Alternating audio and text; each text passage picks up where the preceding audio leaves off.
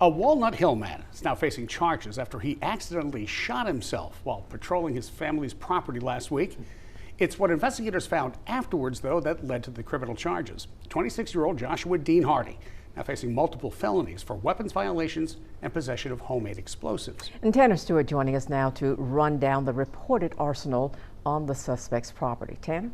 So, Bob, according to this arrest report, investigators were led to Joshua Hardy after he accidentally shot himself in the leg walking in the woods of his family's property. It was around 3 a.m. But the investigation that followed uncovered far more than a gunshot. This arrest report details what happened to 26-year-old Joshua Hardy in the early morning hours of July 23rd. Hardy's grandmother told investigators he was walking the woods of his multi-acre property on Sandy Hollow Road when he stepped in a ditch and accidentally shot himself in the leg with an AK-47 style rifle. Hardy initially told deputies it was an accident, but hours later, the report reveals a family member told deputies Hardy tried to shoot them. That's what led the sheriff's office to investigate further, leading them to a shed on Hardy's property, where the weapon, along with many other items, were discovered, including tactical gear, armor plates, several loaded firearms, over 160 rounds of ammunition, and what appeared to be a homemade explosive. The report says the bomb squad was called in and rendered the device safe, but it didn't end there. Inside Hardy's bedroom, investigators reportedly uncovered 2 more destructive devices, along with multiple firearms, a silencer, and a hand-drawn map of the property.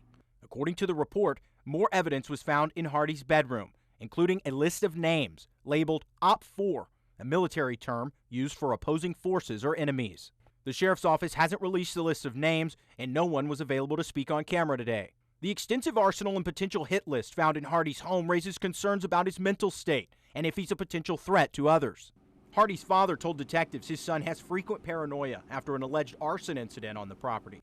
The report states Hardy's father says his son feels like people are out to get him, and the family fears their safety because of his condition. Hardy's mother also told investigators her son was diagnosed with schizophrenia and once under the care of Lakeview Center, but no longer receiving treatment. In the report, Hardy's mother stated her son needs psychiatric help and doesn't need access to firearms.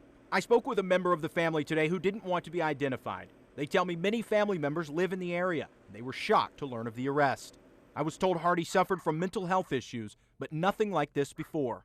His bond set at $65,000 with strict conditions, including house arrest and a ban on any weapons, fireworks, or flammable materials. Joshua Hardy remains in the Escambia County Jail Infirmary. Investigators say all 3 of the devices recovered were considered viable explosive devices. The case remains under review by federal and state authorities. He's due back in court August 22nd.